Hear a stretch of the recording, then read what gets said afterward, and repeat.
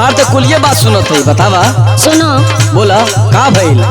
ननद बोले बाउर बाउर बोला ताड़ी माई हो तोहार राजा जी, हाँ तोहार राजा जी, हमके नैहर भेजावा दहो हमार राजा जी।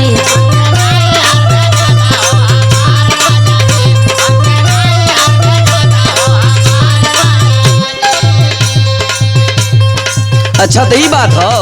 हाँ हो। हमरो बात सुना। बोला। भले बोले बाउर बाकी प्यार करेला पूरा परिवार धनिया, परिवार धनिया, रह घरवा में निमन से हमार धनिया। तो काम रोज रोज लड़ता नहीं। अरे तोहार एक दिन के लड़ल का पूरा महीना के कोटा पूरा कर देला।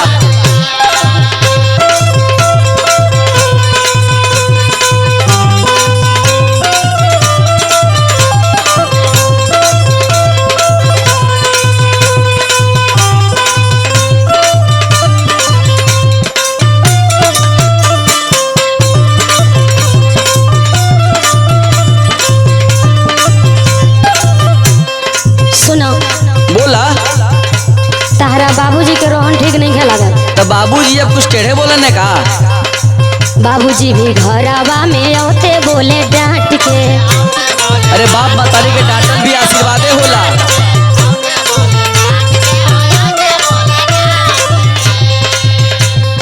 देवरो खिसियाए लागे खाई गई है काट के।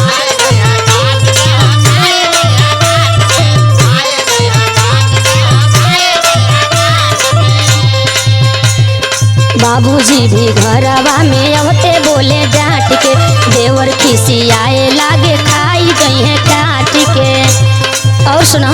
बोला।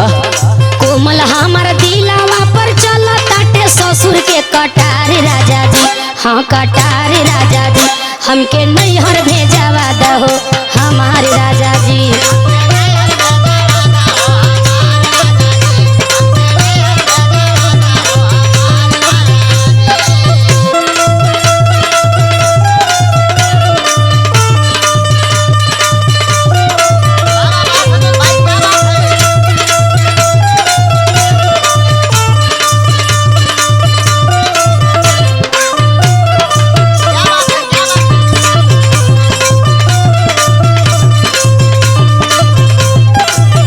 अरे सुना, तू हमेशा नैहर जाए खातिर तैयार रहेलू। तो का करी? हमार बात सुना तनी। बोलो।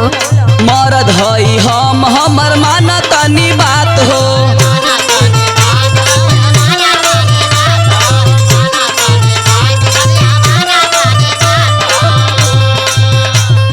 तोहरे बा भलाई एमे काहे ना बुझात हो।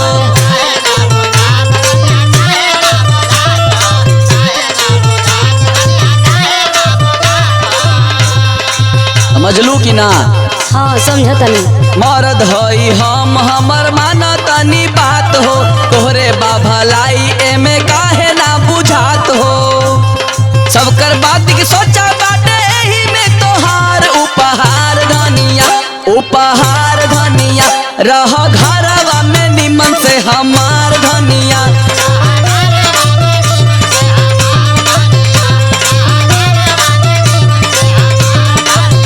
हमके नैहर भेजावा दहो हमार राजा जी, रह घरवा में निमन से हमार धनिया। हमके नैहर भेजावा दहो हमार राजा जी, रह घरवा में निमन से हमार धनिया। समझ में आइल? अब बढ़िया से रहा। हम ना रहब, हमके भेजवा दो।